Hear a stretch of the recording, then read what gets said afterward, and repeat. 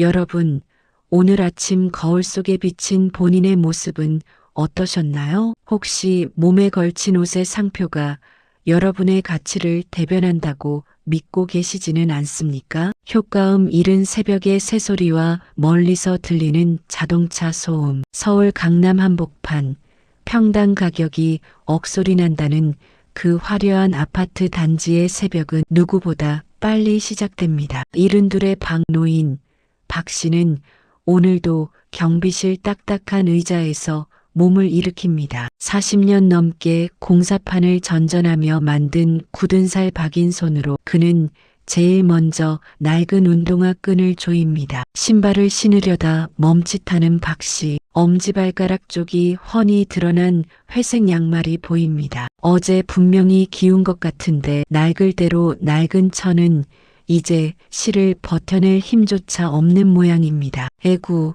이 녀석도 이제 갈 때가 됐나 보네. 박 씨는 허허 웃으며 경비실 구석에 둔 실타래를 꺼냅니다. 그때였습니다. 효과음 경비실 창문을 세게 두드리는 소리. 아저씨, 아저씨, 귀 먹었어요? 사람 왔는데 왜 쳐다보지도 않아? 30 초반이나 됐을까요? 머리부터 발끝까지 명품 로고로 도배한 여자가 유모차를 밀며 신경질적으로 소리를 지릅니다. 박 씨는 양말을 채 신지도 못한 채 맨발로 뛰어나갑니다. 아이고, 죄송합니다. 제가 잠시 딴 생각을 하느라. 무슨 일이실까요? 이거 택배.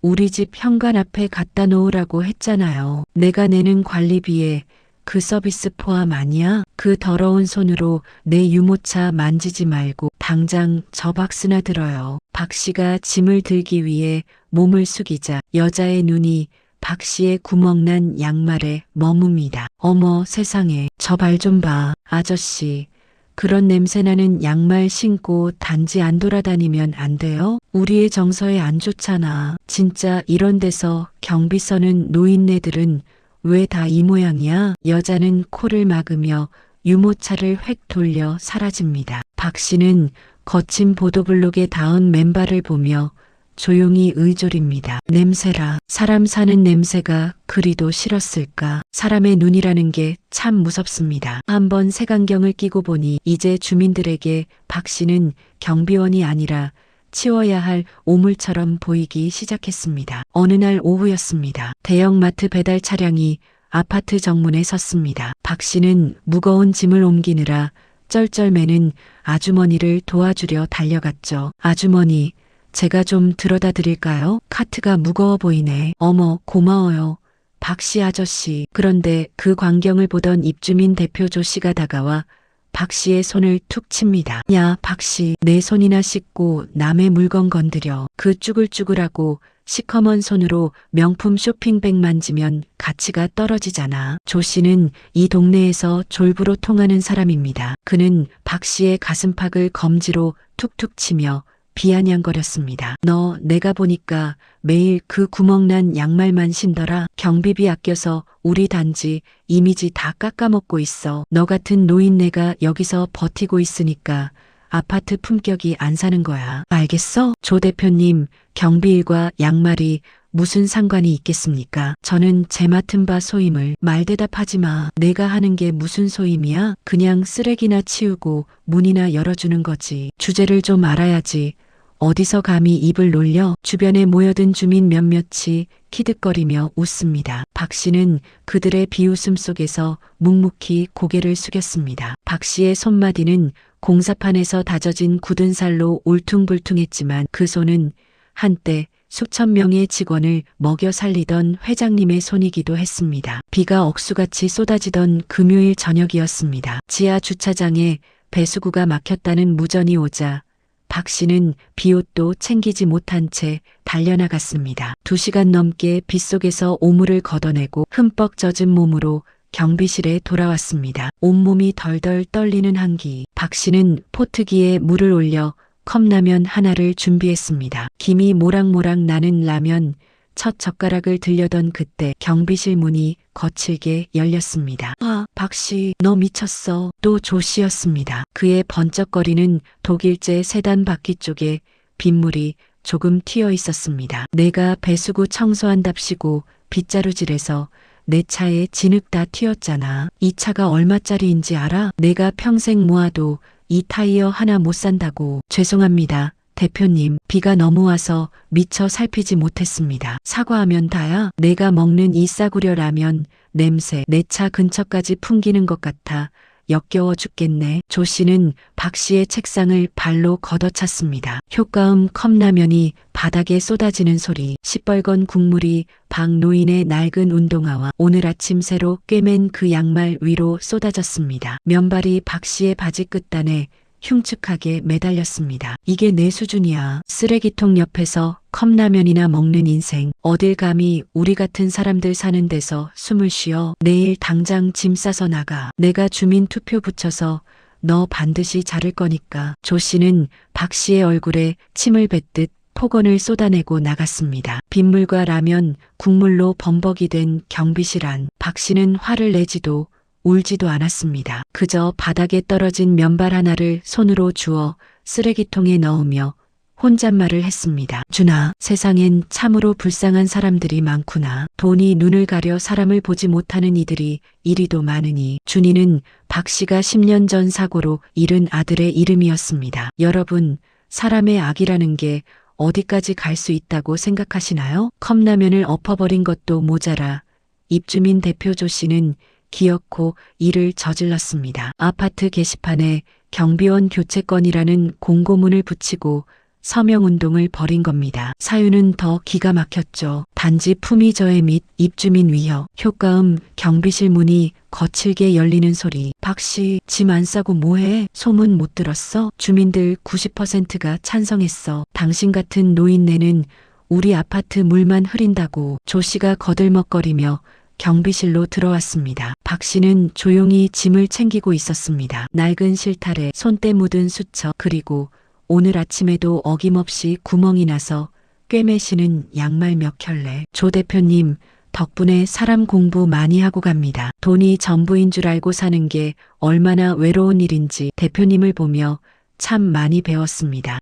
이 노인네가 끝까지 미쳤나? 야, 너 나가면 저 앞상가 빌딩 보이지? 저기 가서 구걸이나 해. 저게 우리 아파트 집값 다 깎아먹는 흉물인데 너 같은 노숙자들 살기엔 딱이겠더라. 조 씨는 아파트 정문 바로 앞 낡은 5층짜리 붉은 벽돌 빌딩을 가리키며 비웃었습니다. 박 씨는 대답 대신 낡은 자전거에 짐 가방을 묶었습니다. 페달을 밟고 단지를 나서는 박 씨의 뒤로 조 씨와 몇몇 주민들이 소금까지 뿌리며 낄낄거리는 소리가 들려왔습니다. 하지만 그들은 몰랐습니다. 박 씨의 자전거가 향한 곳이 조 씨가 비웃던 그 낡은 상가 빌딩의 지하 주차장이었다는 사실을요. 다음 날 오후 입주민 대표 조 씨는 기세등등하게 그 낡은 빌딩의 관리 사무실을 찾았습니다. 사실 조 씨는 이 빌딩을 헐고 대형 쇼핑몰을 세우려는 건설사와 손을 잡고 중개 수수료를 챙길 속셈이었죠. 빌딩주가 누구야? 내가 이 아파트 주민들 대표인데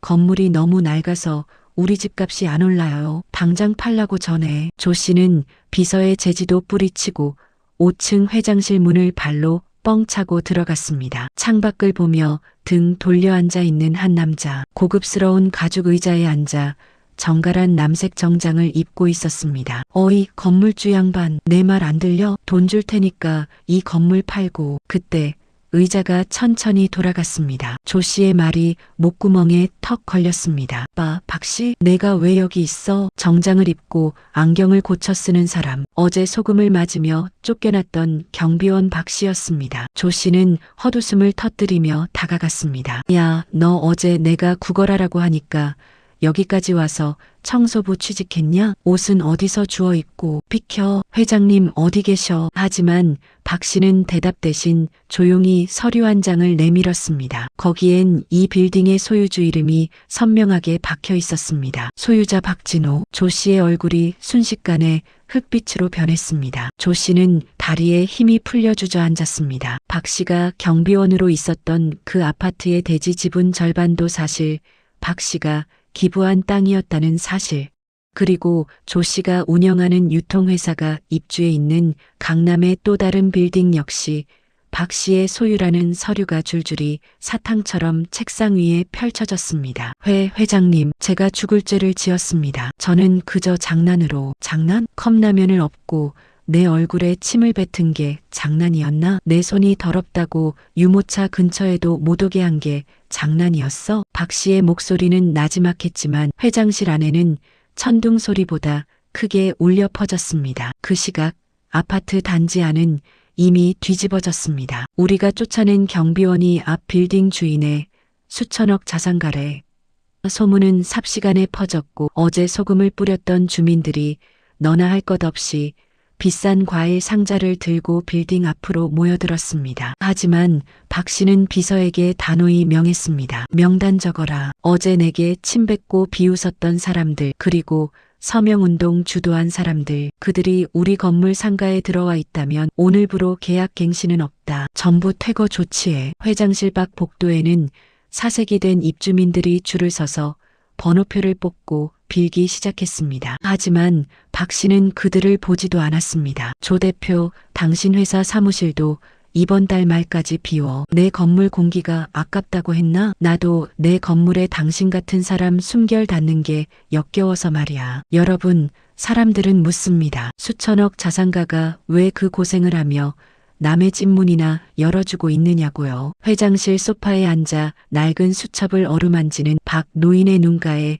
이슬이 맺힙니다. 사실 박 노인에게는 금쪽 같은 외아들 준이가 있었습니다. 준이는 아버지를 닮아 성실했고 어려운 이들을 돕는데 주저함이 없었죠. 하지만 10년 전 어느 비 오는 날 준이는 폐지를 줍던 할머니의 리어카를 밀어주다 과적하던 음주운전 차량에 치여 세상을 떠났습니다. 회상 대와 아버지, 돈은 쌓아두라고 있는 게 아니라 흘려보내라고 있는 거래요. 저 나중에 돈 많이 벌면 가난한 사람들 편히 쉴 수 있는 집 지어줄 거예요. 아들이 남긴 마지막 말이었습니다. 아들을 잃고 삶의 의미를 잃었던 박 노인은 결심했습니다. 아들이 사랑했던 사람들의 진짜 모습을 직접 보고 싶었습니다. 그래서 이름도 속이고 가장 낮은 곳에서 사람들의 밑바닥을 경험하기 위해 경비복을 입었던 것이죠. 준아, 내가 말한 세상은 참으로 춥더구나. 돈이 있으면 신이 되고 돈이 없으면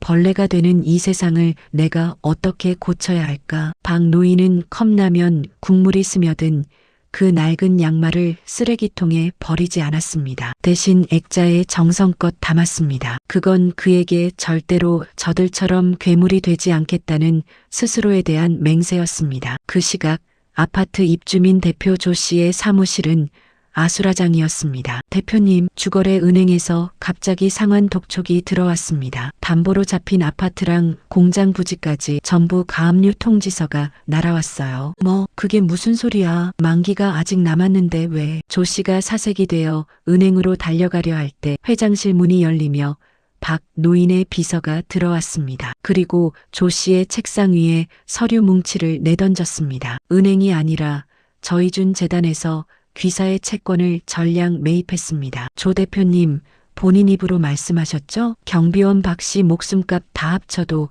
타이어 하나 못 산다고. 비서가 조 씨의 눈앞에 등기부등본 한 장을 들이밀었습니다. 조 씨가 살고 있는 강남 아파트, 그가 타고 다니는 외제차의 리스 금융사, 심지어 그가 운영하는 유통회사의 사업까지, 그 모든 것의 실제 권리자가 박진호라는 이름으로 바뀌어 있었습니다. 이제 조 대표님의 모든 자산은 박 회장님의 결정에 달렸습니다. 회장님께서는 사람 공기 아까운 줄 모르는 자의 숨통을 틔워줄 이유가 없다고 하시더군요. 조 씨는 무릎을 꿇었습니다. 아니, 주저앉았습니다. 어제 경비실 바닥에 엎어버렸던 컵라면 국물이 마치 자신의 피 눈물처럼 느껴졌습니다. 소문은 빛보다 빨랐습니다. 우리가 쫓아낸 경비원이 이 동네 땅 주인이다. 그 소식에 어제까지 침을 뱉고 수군거리던 입주민들이 사색이 되어 박 노인의 상가 빌딩 앞으로 구름처럼 몰려들었습니다. 양손에는 백화점에서 산 비싼 과일 바구니와 명품 가방, 인삼 세트가 들려 있었죠. 회장님, 제가 그때 눈이 삐었나 봅니다. 제발 저희 집 경매만은 막아주세요. 회장님, 저희 애가 회장님 주신 사탕 참 좋아했는데 제발 한 번만 용서해 주세요. 그들은 빌딩 로비에서 번호표라도 뽑을 기세로 울부짖었습니다. 하지만 박 노인은 빌딩 꼭대기 층에서 그 광경을 무심하게 내려다보았습니다. 비서실장, 저들에게 전하게. 저 선물들은 전부 근처 보육원과 노인정에 내 이름이 아닌 경비원들의 이름으로 보내라고. 그리고 사과는 내가 아니라 그들이 무시했던 저 단지 안의 모든 청소 노동자들과 택배 기사들에게 직접 가서 하라고 말이야. 박 노인은 로비로 내려가지 않았습니다. 대신 검은 정장 차림으로 정문으로 나갔습니다. 그가 향한 곳은 자신을 쫓아냈던 아파트의 경비실이었습니다. 그곳에는 새로운 젊은 경비원이 입주민의 호통에 고개를 숙이고 있었습니다. 박 노인은 조용히 다가가 그 경비원의 어깨를 짚었습니다. 여러분, 인과응보라는 말은 결코 옛말이 아닙니다. 박 노인의 빌딩 로비에서 울고불고 매달리던 입주민 대표 조 씨. 그는 마지막 희망을 품고 박 노인의 집무실로 밀고 들어왔습니다. 회장님, 제가 잘못했습니다. 제 회사가 이번 계약건만 성사되면 다 갚을 수 있습니다. 제발 제 사무실만은 빼지 말아 주십시오. 조 씨는 바닥에 머리를 찌우며 빌었습니다. 박 노인은 책상 위에 놓인 낡은 운동화 한 켤레를 물끄러미 바라보다 입을 열었습니다. 조 대표, 자네가 그랬지? 내 싸구려 라면 냄새가 자네 차 근처까지 풍기는 게 역겹다고. 그리고 내 양말을 보며 품격이 떨어진다고 했나? 그건 제가 미쳐서 그랬습니다. 제발. 자네 말이 맞네. 자네 같은 품격 높은 사람과 나 같은 냄새나는 노인네는 같은 공간에 있으면 안 되지. 그래서 자네 회사가 입주한 건물의 임대계약 오늘부로 해지했네. 자네가 그토록 아끼는 그 공기 이제 다른 곳에 가서 실컷 마시게나. 조 씨의 얼굴이 백지장처럼 변했습니다. 박 노인은 조용히 서류 한 장을 더 내밀었습니다. 그리고 자네가 아파트 주민들을 선동해서 나를 쫓아낼 때 썼던 그 거짓 공고문 명예훼손과 무고로 고소장 접수했네. 법대로 하게나. 자네가 좋아하는 그 품격 있는 법대로. 강남 한복판 모두가 수천억 원짜리 화려한 쇼핑몰이나 초고층 아파트가 들어설 것이라 예상했던 그 일들 부지. 하지만 공사가 시작되고 걸린 현수막을 본 사람들은 모두 경악했습니다. 준인의 집 무이탁 노인 및 결식아동을 위한 도심 속 쉼터, 금싸라기 땅에 돈이 안 되는 복지시설이라니. 주변 건물주들은 미쳤다며 수군거렸고 아파트 입주민들은 여전히 자신들의 조망권을 해친다며 불만을 터뜨렸습니다. 하지만 박 노인은 흔들리지 않았습니다. 회장님, 이 땅을 팔면 평생 쓰고도 남을 돈이 나옵니다. 왜 굳이 이런 선택을 하시는 겁니까? 비서의 물음에 박 노인은 창밖으로 보이는 아파트 경비실을 가리켰습니다. 사람들은 저 경비실 안에 노인이 구멍난 양말을 신었는지 아닌지는 보면서 그 가슴 속에 어떤 구멍이 났는지는 보지 않더군. 나는 그 구멍난 마음들을 꿰매줄 바늘과 실이 되고 싶네. 우리 준이가 못다 한 꿈이기도 하고 말이야. 건물이 완공되던 날 박 노인은 정장을 벗고 다시 낡은 면바지를 입었습니다. 그리고 그는 누구도 예상치 못한 일을 했습니다. 쉼터의 첫 번째 경비원으로 자기 자신을 임명한 것이죠. 시간이 흘러 쉼터가 자리를 잡아가던 어느 날 박 노인은 다시 낡은 자전거에 짐을 실었습니다. 그의 가방 안에는 여전히 구멍난 양말 몇 켤레와 아들의 사진 그리고 낡은 수첩이 들어있었죠. 회장님, 이제 편히 쉬셔도 되지 않습니까? 어디로 가시려는 겁니까? 배웅 나온 이들에게 박 노인은 인자한 미소를 지어 보였습니다. 아직 세상에는 내가 문을 열어줘야 할 사람들이 많네. 경비복이 나를 부르는 곳이 또 어디 있겠지. 돈이라는 건 말이야. 들고 있으면 짐이 되지만 나누면 날개가 되는 법이거든. 박 노인은 자전거 페달을 밟으며 단지를 유유히 빠져나갔습니다. 아파트 입구에서 만난 어린아이에게 박 노인은 주머니 속에서 사탕 하나를 꺼내 쥐어주었습니다. 할아버지, 신발에 구멍 났어요. 아이의 천진난만한 말에 박 노인은 껄껄 웃으며 대답했습니다. 그래 얘야, 신발은 구멍 나면 바꾸면 되지만 마음은 구멍 나면 바꾸기가 참 힘들단다. 너는 나중에 커서 사람 마음 꿰매주는 예쁜 사람이 되거라. 박 노인의 뒷모습이 노을 속으로 사라져갑니다. 그는 수천억 자산가도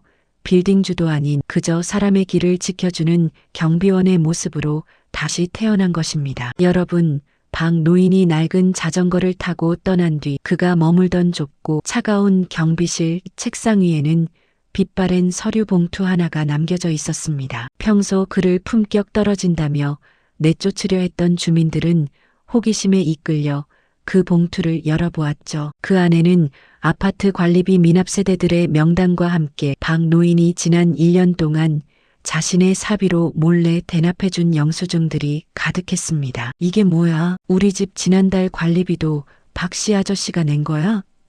어머, 우리의 수술비 모금 때 제일 큰 금액 익명으로 기부했던 분도. 세상에. 박 노인을 무시했던 주민들은 하나둘 고개를 숙였습니다. 그가 꿰매 신던 양말은 돈이 없어서가 아니었습니다. 자신에게 쓸 돈을 아껴 자신을 욕하고 무시하던 이들의 삶을 뒤에서 조용히 지탱해주고 있었던 겁니다. 입주민 게시판에는 경비원 교체라는 공고문 대신 우리가 쫓아낸 천사 박진호 회장님을 찾습니다라는 반성문이 하나둘 붙기 시작했습니다. 박 노인에게 모든 재산을 압류당하고 길거리로 나앉게 된 조 씨. 그는 폐허가 된 자신의 사무실에서 박 노인이 보낸 마지막 소포를 받았습니다. 그 안에는 놀랍게도 박 노인이 평생 꿰매 신던 그 구멍난 양말 한 켤레와 편지가 들어 있었습니다. 조 대표, 자네에게 이 양말을 주네. 밑바닥부터 다시 시작하게. 구멍난 곳을 직접 꿰매며 살다 보면 자네가 그토록 비웃던 사람들의 노고가 보일 걸세. 빚은 탕감해주지 않겠지만 자네가 사람이 된다면 다시 기회를 주겠네. 조 씨는 그 낡은 양말을 가슴에 품고 대성통곡했습니다. 30억짜리 차도 명품 정장도 주지 못한 뜨거운 무언가가 그의 가슴을 파고들었죠. 몇 달 후 아파트 단지에는 새로운 변화가 생겼습니다. 주민들은 더 이상 경비원을 아저씨라 부르며 함부로 대하지 않았습니다. 먼저 다가가 인사를 건네고 무거운 짐을 함께 드는 풍경이 일상이 되었습니다. 박 노인이 남긴 사람의 향기가 강남의 차가운 시멘트 벽을 서서히 녹이고 있었던 겁니다. 시청자 여러분, 박 노인의 이야기는 여기서 끝이 납니다. 하지만 그가 우리에게 던진 질문은 여전히 남아 있습니다. 여러분은 지금 무엇을 신고 계시나요? 수백만 원짜리 명품 구두인가요? 아니면 누군가를 위해 땀 흘려 걷느라 구멍이 난 낡은 양말인가요? 나레이션의 호흡을 늦추며 인생이라는 긴 여정에서 우리가 마지막에 가져갈 수 있는 건 통장의 잔고가 아닙니다. 내가 살면서 얼마나 많은 사람의 마음을 꿰매 주었는지, 그리고 얼마나 많은 이의 문을 따뜻하게 열어주었는지, 그것만이 우리의 유일한 재산이 될 것입니다. 진짜 부자는 가진 게 많은 사람이 아니라 줄 게 많은 사람입니다. 박 노인이 남긴 이 한마디가 오늘 여러분의 삶에 작은 등불이 되길 바랍니다. 겉모습에 속지 마세요. 가장 낮은 곳에 있는 사람이 가장 높은 가르침을 줄 때가 있는 법이니까요. 오늘도 인생의 거친 길을 묵묵히 걷고 계신 모든 시니어 여러분을 응원합니다. 여러분의 낡은 양말은 부끄러운 것이 아니라 훈장입니다. 시청자 여러분, 구멍난 양말의 빌딩주, 이 이야기는